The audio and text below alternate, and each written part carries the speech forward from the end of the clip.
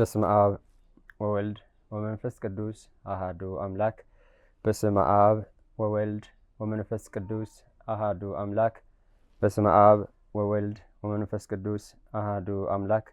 ይትባረክ እግዚአብሔር አምላክ አበዊነ ለዘአብጽሐነ እስከዛቲ ሰዓት እንዘ አሃዱ ሰለስቱ ወእንዘ ሰለስቱ አሃዱ ይሴለሱ በአካላት ወይትዋሃዱ መለኮት ዘላለም ቅድስት ሥላሴ ይሰባህ ስምከ ለዓለመ ዓለም። ቤዛዊተ ኩሉ ዓለም ወላዲተ አምላክ ወላዲተ መለኮት ወላዲተ ሕይወት ቅድስተ ቅዱሳን ንጽሕተ ንጹሐን ንሴብሐኪ። ቅዱስ መስቀል ብርሃነ መስቀል ኃይልነ ወፀወንነ ንሴብሐከ። ቅዱሳን መላእክት ቅዱሳን ነቢያት ቅዱሳን ሐዋርያት ቅዱሳን ጻድቃን ሰማዕታት በበከረክሙ ደለኩሙ ክብረ ስብሐት እፎ ኀደርክሙ እፎ መጻሕክሙ ለይኩን። የአጋዕዝተ ዓለም ቅድስት ሥላሴ ስም ዛሬም ዘወትርም እስከ ዘላለሙ የተመሰገነ ይሁን። እንግዲህ ዛሬ የቅዱስ ዑራኤል ዓመታዊ በዓል ነው። እንኳን አደረሰን። ቅዱስ ዑራኤል ከ12ቱ ሊቃነ መላእክት አንዱ መልአክ ነው። ቅዱስ ዑራኤል በዛሬው ዕለት ለቅዱስ ዕዝራ የጥበብን ጽዋ ያጠጣበት ዕለት ነው እና ታሪኩን ከመጽሐፍት እናያለን። የምንማማርበት ትምህርት ርዕስ በመጽሐፈ ሄኖክ ምዕራፍ 10 ቁጥር 10 ላይ ፍቅር አንድነት ያለው መልአክ ይላል። መጽሐፈ ሄኖክ ምዕራፍ 10 ቁጥር 10 ላይ ፍቅር አንድነት ያለው መልአክ።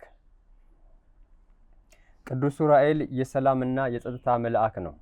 ዑራኤል ማለት የቃሉ ትርጉም ብርሃን ማለት ነው። ዑራ ማለት ብርሃን ማለት ነው። ኤል አምላክ እግዚአብሔር ማለት ነው። ስለዚህ ዑራኤል ማለት እግዚአብሔር ብርሃን ነው ማለት ነው። እውነት ነው፣ እግዚአብሔር ብርሃን ነው። የነፍስም የስጋም ብርሃን እግዚአብሔር ነው። ኦሪት ማለት በራሱ ብርሃን ማለት ነው።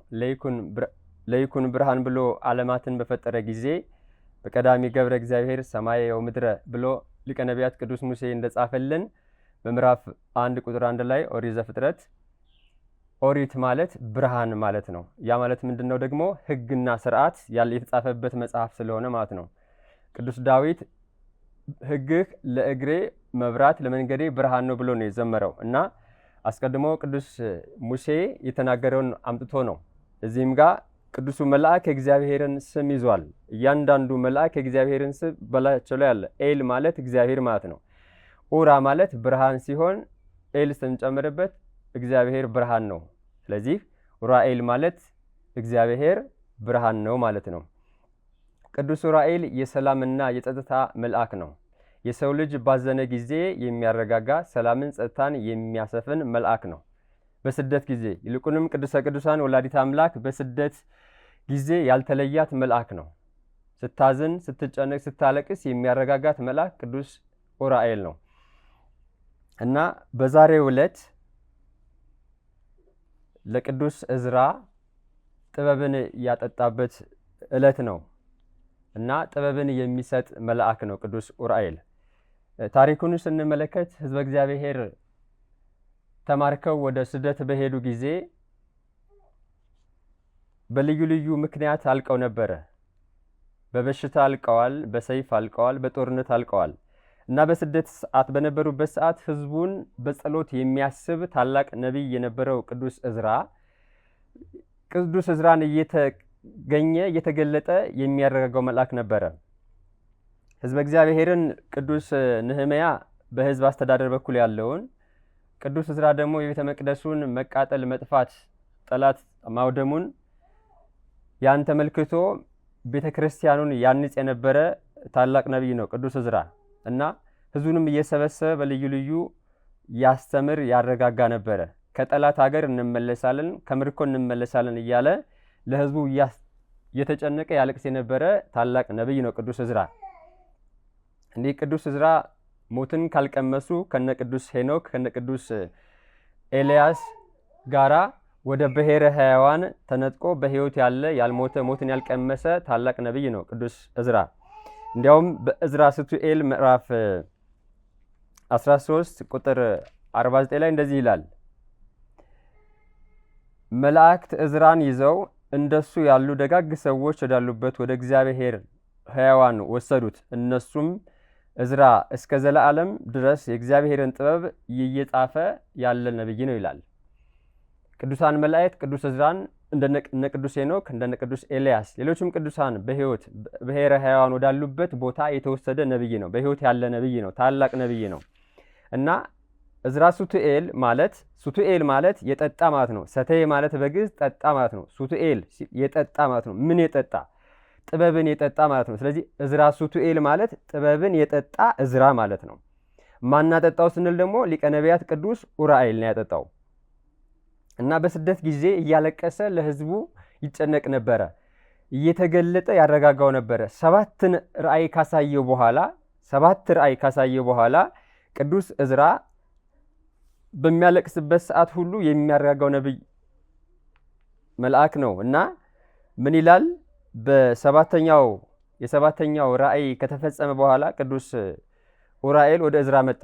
እንደዚህ ይላል እዝራ ምዕራፍ 13 ቁጥር 38 ጀምሮ ስንመለከት በማግስቱም ቃል እዝራ እንግዲህ ሰባተኛው ራእይ ከታየለት በኋላ ማለት ነው። ሰባተኛውን ራእይ አይቶ ከተፈጸመ በኋላ በማግስቱ ቃል እዝራ ብሎ ጠርቶ አፍህን ክፈት እኔም የማጠጣህን ጠጣ አለኝ። አፌንም በከፈቱ ጊዜ ውሃ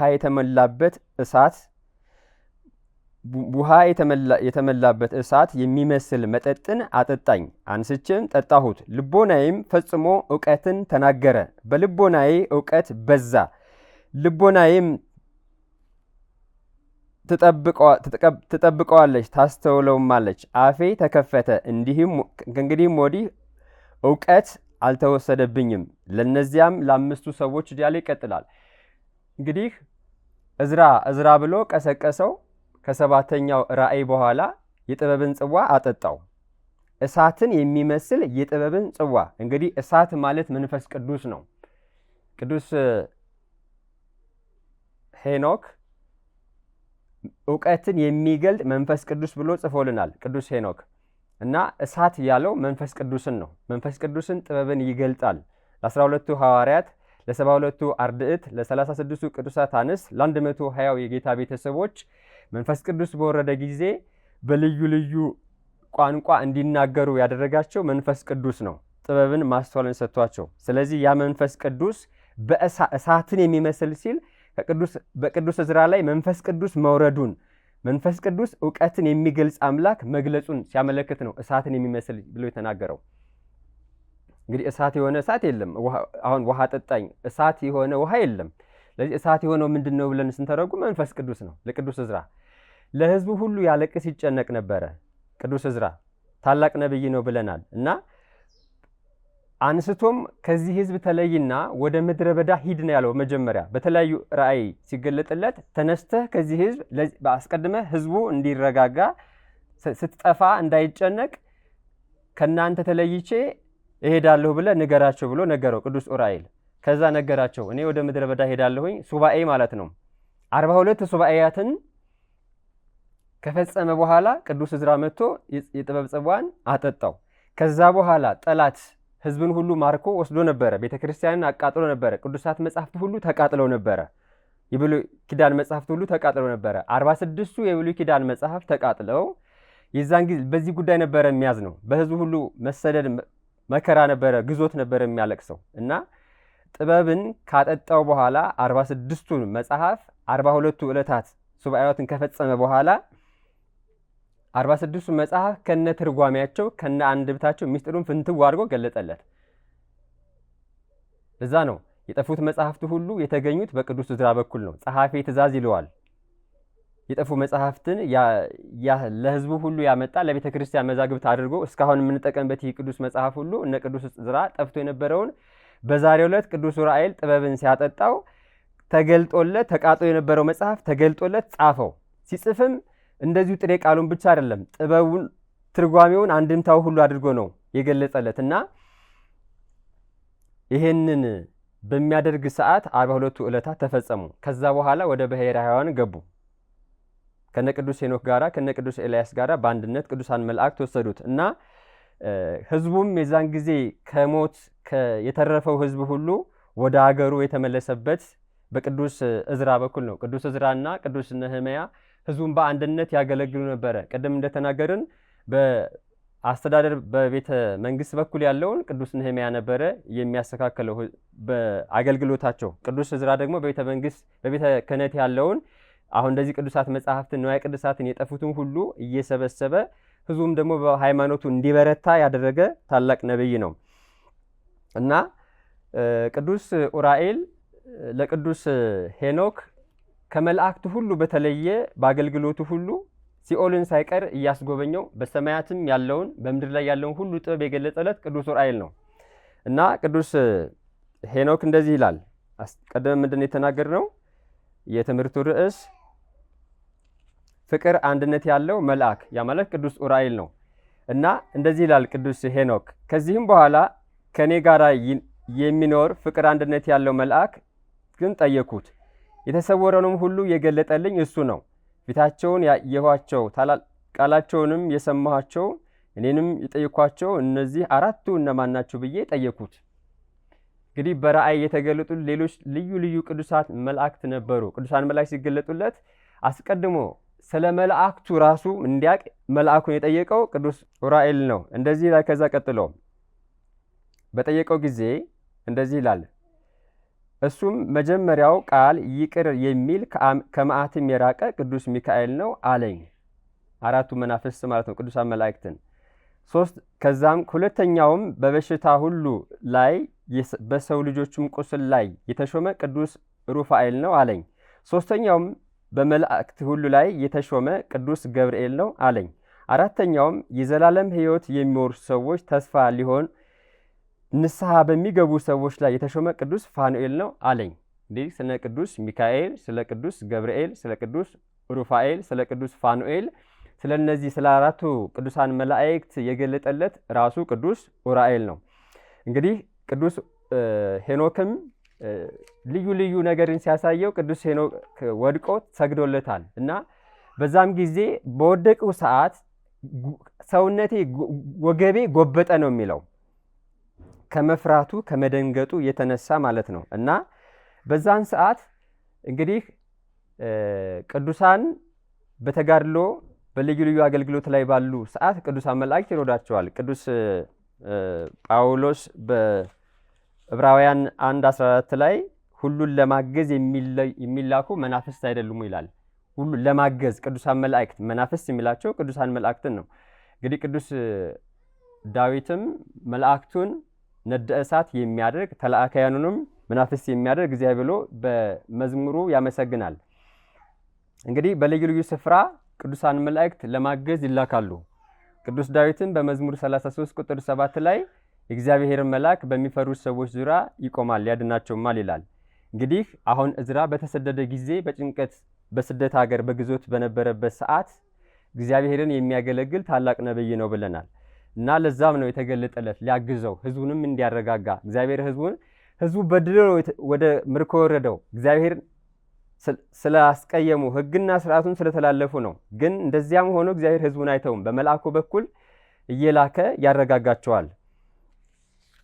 ቅዱስ ሚካኤል ምን አለ? ስለ ቅዱስ ሚካኤል ሲናገር ቅዱስ ሄኖክ እንደዚህ ይላል። ቅዱስ ሚካኤልም ከከበሩ መላእክት አንዱ ሌላ መልአክ ልኮ አነሳኝ ይላል። የዛን ጊዜ ደንግጦ ህዝቡ ሁሉ እንግዲህ ቅዱስ ሄኖክ ከአዳም አንስቶ እስከ ዳግም ምጽአት ድረስ ያለውን በሰማያትም በምድር ላይ ያለውን ሁሉ ጥበብ የሚደረጉትን ሁሉ አሳይቶታል። መድኃኔ ዓለም እንደሚወለድ፣ እንደሚሰደድ፣ እንደሚሰቀል ስለ ወላዲተ አምላክ ስለ ቅዱሳኑ ሁሉ አስቀድሞ እንግዲህ ከብዙ ሺህ ዓመታት በፊት የነበረው ቅዱስ ሄኖክ ይህን ሁሉ አይቶታል። እስከ ዳግም ምጽአት ድረስ ያለውን ነው ጥበቡን ሁሉ የገለጹለት ለቅዱስ ሄኖክ እና የዛን ጊዜ ቅዱስ ሄኖክ በራእዩ ሲያይ ብዙ ሰዎች ሲያልቁ የብዙ ሰዎችን እልቂት መከራ ሲያይ ይጨነቃል እና የዛን ጊዜም ወደቁ ወገቤም ጎበጠ ብሎ ይናገርና ብዙ የሚሆኑ መላእክትን በሰው ጥፋት ብዙ ሁከትን ታወኩ። ያን ጊዜም ዕለተ ድሁሃን ገንዘቡ የሆነች ጌታ በጌትነቱ ዙፋን ተቀምጦ አየሁት። ጻድቃንና መላእክትን በዙሪያው ቆመው አየሁ። እኔንም ጽኑ እንቅጥቅጥን ያዘኝ። ፍጥረትም ያዘኝ፣ ወገቤም ጎበጠ፣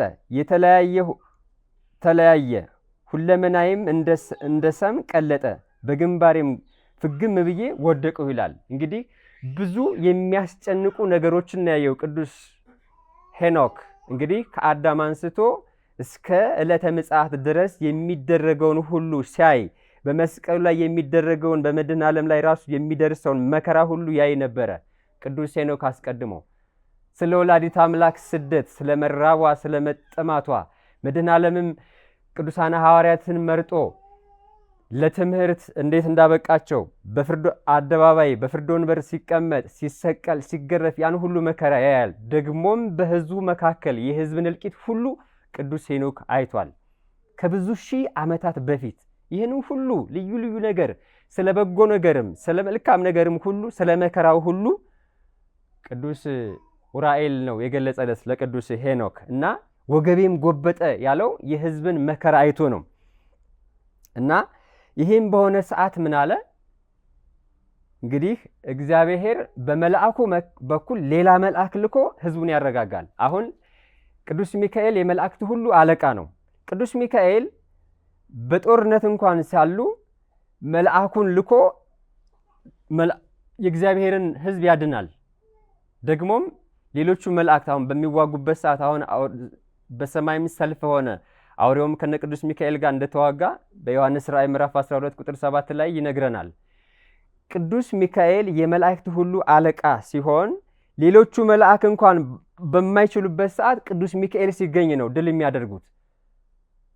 በትንቢተ ዳንኤልም ላይ ስንመለከት ቅዱስ ዳንኤል በምርኮ በነበረበት ሰዓት በተጨነቀ ሰዓት እነ ቅዱስ ገብርኤል ሌሎች መላእክት ሁሉ እየደረሱ ያረጋጉት ነበረ።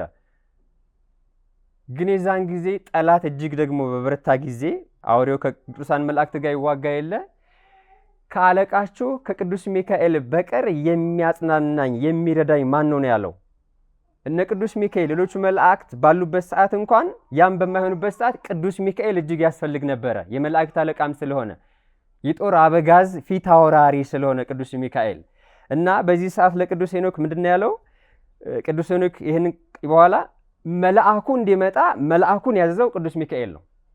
እንደዚህ ይላል፣ ቃል በቃል ነው የተጻፈው። ቅዱስ ሚካኤልም ከከበሩ መላእክት አንዱን ሌላ መልአክ ልኮ አነሳኝ ይላል። በወደቀ ሰዓት ማለት ነው። ቅዱስ ዳንኤል በወደቀ ሰዓት ቅዱሳን መላእክቱ ነበሩ፣ ራሱ ቅዱስ ሚካኤል መጣ። እዚህ ጋር ደግሞ ቅዱስ ሄኖክ ወድቆ በወደቀ ሰዓት በእንቅጥቅጥ በነበረ ሰዓት ሌላውን መልአክ ልኮ አነሳኝ ሲል ታሪክ የተጻፈውን የምናገኘው መጽሐፈ ሄኖክ ምዕራፍ 16 ቁጥር 6 ላይ ነው። ሌላውን መልአክ ልኮ አነሳኝ ሲል ቅዱስ ኡራኤል ነው የላከለት ቅዱስ ሚካኤል። እንግዲህ ጥበብን ሁሉ ማስተዋልን ሁሉ በምድርም በሰማያትም ውስጥ ያለውን በውሃ በጥልቁም ውስጥ ያለውን ሁሉ ጥበብ ለቅዱስ ሄኖክ የገለጠለት ቅዱስ ኡራኤል ነው። ቅዱስ ኡራኤል የጥበብን ጽዋ ሲሰጥ የጥበብን ጽዋ ለእዝራ ሲያጠጣው በአገልግሎቱ እንግዲህ 7 ራእይን ካየ በኋላ ነው የጥበብ ጽዋ ወደ እሱ መቶ የጠጣው። 7 ፍጹም ነው። ፍጹም የሆነው የመንፈስ ቅዱስ እውቀት የመንፈስ ቅዱስ ጥበብ በመልአኩ በኩል ለቅዱስ እዝራ ተሰጠው። ቅዱስ እዝራም ደግሞ ያለቅስ ያነባ ነበር 42 ዕለታትን። አሁን መድኃኔ ዓለም በዚህ ምድር ላይ 42 ዓመታትን የኖረው በገዳመ ቆሮንጦስም 42 ዕለታትን ነው የጾመው። ቅዱስ እዝራም እንደዚሁ 42 ዕለታትን ከጾመ በኋላ የብሉይ ኪዳን መጽሐፍ ጠፍተው ጠላት አጥፍቶ የነበረው መጽሐፍ ገለጠለት ለሕዝቡ። እግዚአብሔር ሕዝቡን አይተውምና እግዚአብሔር ሰውን ፈጥሮ እንደዚሁ አልተውም እንደሌላው ፍጡር፣ ይልቁንም ማስተዋልና ጥበብን አድርጎ ነው የፈጠረው። ነባቢት፣ ሕያዊት፣ ለባዊት ነፍስን ሲሰጠው በጥበብ የተሞላ አድርጎ ነው የፈጠረው እና ቅዱስ እዝራ ለአምላኩ ቀናኢ በመሆኑ የእግዚአብሔር ሕግና ስርዓትን በመጠበቁ ይልቁንም ለአገልግሎት የተጋ ነቢይ ስለነበረ በዚህ ምክንያት ቅዱስ ኡራኤል በዛሬው ዕለት የጥበብን ጽዋ የማስተዋልን ጽዋ የእውቀትን ጽዋ ሰጠው። ቅዱስ ሰሎሞን እንደዚህ ይላል በመጽሐፈ ሰሎሞን መጽሐፈ ምሳሌ ምዕራፍ 9 ቁጥር 10 ላይ የጥበብ መጀመሪያ እግዚአብሔርን መፍራት ነው ይልና ከዛ ቅዱስንም ማወቅ ማስተዋል ነው ይላል። ቅዱሱንም ማወቅ ማስተዋል ነው። አሁን ቅዱሳን ቅዱስ የተባለውን እግዚአብሔርን ቅዱስ ቅዱስ ቅዱስ እያሉ የሚያመሰግኑት እግዚአብሔርን ሲያመሰግኑት ለሕጉ ለስርዓቱ ሲገዙ ጥበብን ያበዛላቸዋል። ጥበብ ለሚያስተውል ለንጹሐ ለቅዱሳን የሚሰጠው ጥበብ ለማያስተውል ለሰነፍ ሰዎች አይሰጥም። ይልቁንም ሰነፍ በልቡ እግዚአብሔር የለም ይላል። ሎቱ ስብሐት። እግዚአብሔር ግን በአንድነትና በሶስትነቱ ከዘላለም እስከ ዘላለም ነግሶ ይኖራል። ስለዚህ ቅዱስ ኡራኤል ስንል እግዚአብሔር ኡራኤል ማለት እግዚአብሔር ብርሃን ነው ማለት ነው። ብርሃን ደግሞ ማለት ጥበብ ነው። ብርሃን ማለት እውቀት ነው። ያ ብርሃን እውቀት የምንለው ደግሞ ከእግዚአብሔር የተሰጠ የመንፈስ ቅዱስ እውቀት ነው፣ የማይጠፋ። ለቅዱሳን ሐዋርያቱም የተሰጣቸው ይህን ነው። ለቅዱሳን ነቢያቱም የተሰጣቸው ይህን ነው። ቅዱሳኑም በውጊያ ይልቁንም ቅዱሳን ሰማዕታት እስከ ሞት እስከ መታረድ ሁሉ ሲደርሱ የአምላካቸው ፍቅር በውስጣቸው ስላለ እስከ ሞት ይደርሳሉ። የጥበብ መጀመሪያ እግዚአብሔርን መፍራት ነው ሲባል የእግዚአብሔርን ሕግና ስርዓት ማወቅ መረዳት ነው። እግዚአብሔርን መውደድ ማፍቀር ማለት ነው። እግዚአብሔር አምላክን በፍጹም ልብህ፣ በፍጹም ሐሳብህ፣ በፍጹም ነፍስህ ውደደው፣ በፍጹም ኃይል ውደደው ተብሎ ተጽፏል። ትልቁ ሕግ ይሄ ነው ይላል ቅዱስ ሙሴ። ሁለተኛይቱ ሕግ ደግሞ ባልንጀራህን እንደ ራስህ ውደድ የሚል ነው። የመጀመሪያው ሕግ እግዚአብሔርን በፍጹም መውደድ ማፍቀር ነው እስከ ሞት ድረስ እንደ ቅዱሳኑ። ያ ማለት የእግዚአብሔርን ሕግና ስርዓት መጠበቅ፣ በእግዚአብሔር ሕግ ስርዓት መጓዝ ማለት ጥበብ ማስተዋል ማለት ያ ነው። ከዚህ በላይ ጥበብና ማስተዋል የለም። የእግዚአብሔርን ሕግና ስርዓት መጠበቅ፣ እግዚአብሔርን መፍራት፣ በአንድነቱ በሶስትነቱ እግዚአብሔርን ማምለክ መውደድ ማለት ይሄ ነው ጥበብ። ከዚህ በላይ ጥበብ የለም። እግዚአብሔርን ከማወቅ የተለየ ጥበብ ሊባል አይችልም። ስለዚህ ጥበብ ሊባል የሚችለው እግዚአብሔርን መፍራት ሕግና ስርዓቱን በሱ መጓዝ ነው ማለት ነው።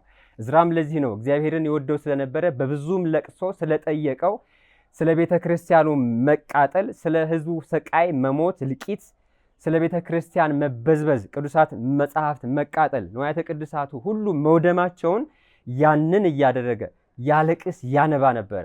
ያለቅስ ያነባ የነበረው ደግሞ ከሕዝቡ ሁሉ ተለይቶ ወደ ምድረ በዳ ሄዶ ሱባኤ ይዞ ነው። 42ቱ ዕለታት ሲፈጸሙ ቅዱስ ኡራኤል ከሰማያ ሰማያት ወደ እሱ እየበረረ መጣ። የዕዝራን መዋረድ፣ የዕዝራን ለቅሶ ፍጹም ለሕዝቡ ለቤተ ክርስቲያኑ ያለውን መቆርቆር አይቶ መልአኩን ላከለት፣ አረጋጋው። ማረጋጋትን ብቻ አይደለም ጥበብን ሰጠው።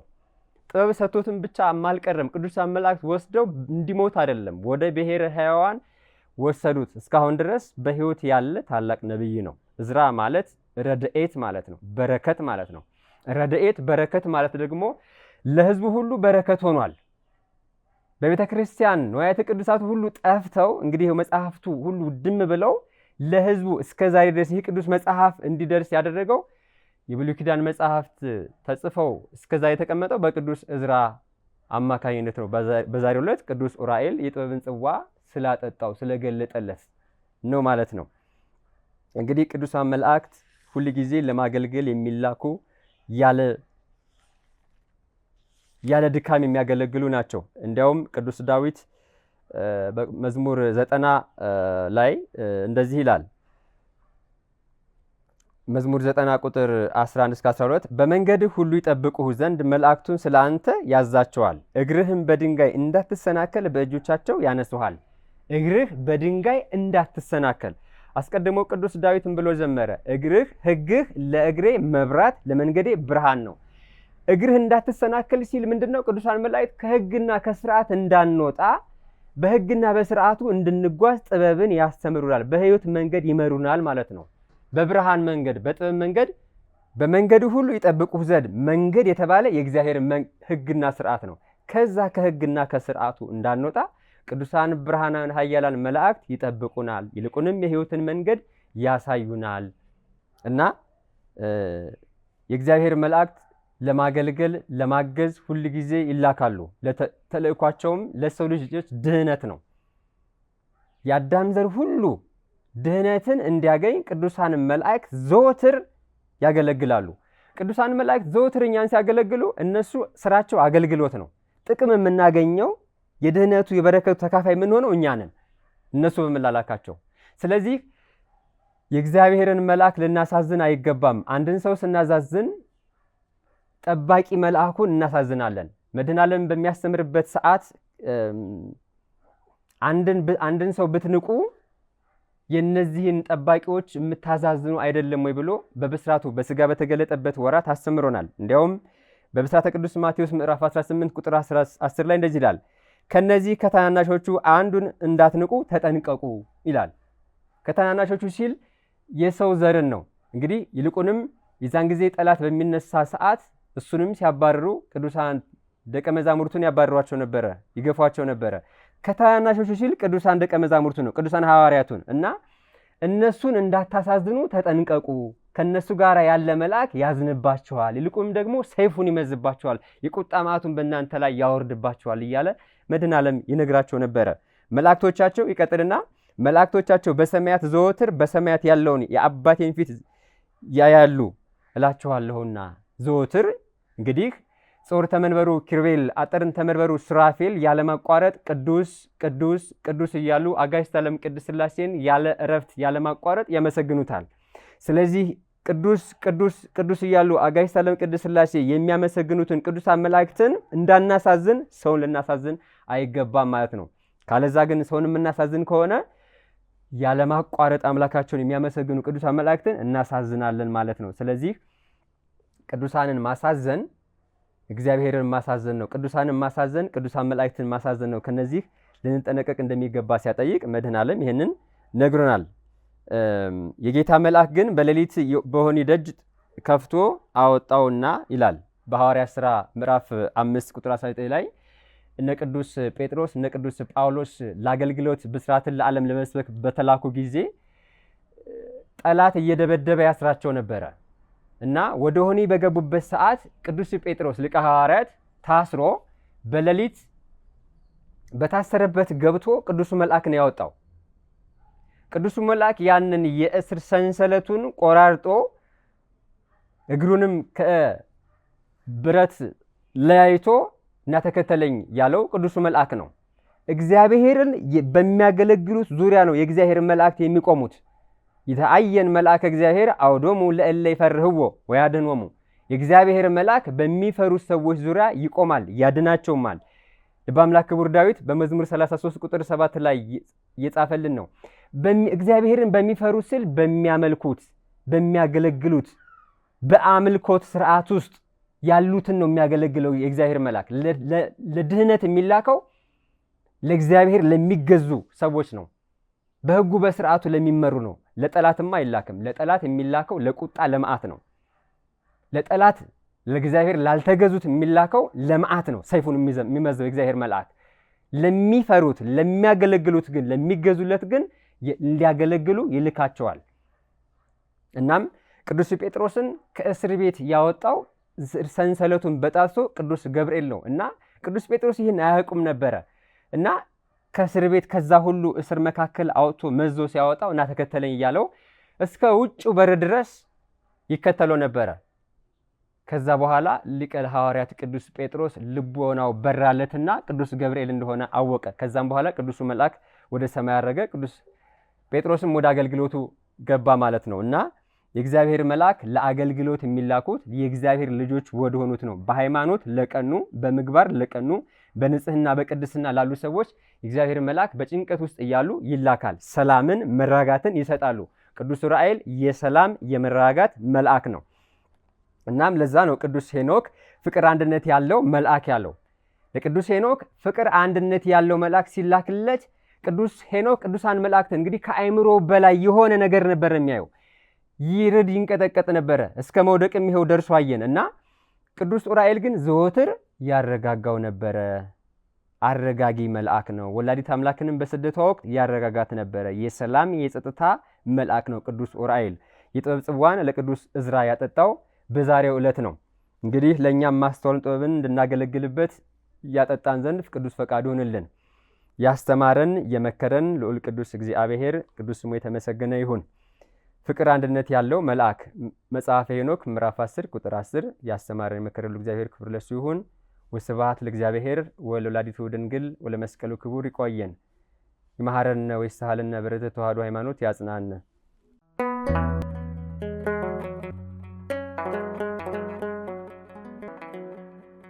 ዘኢትዮጵያ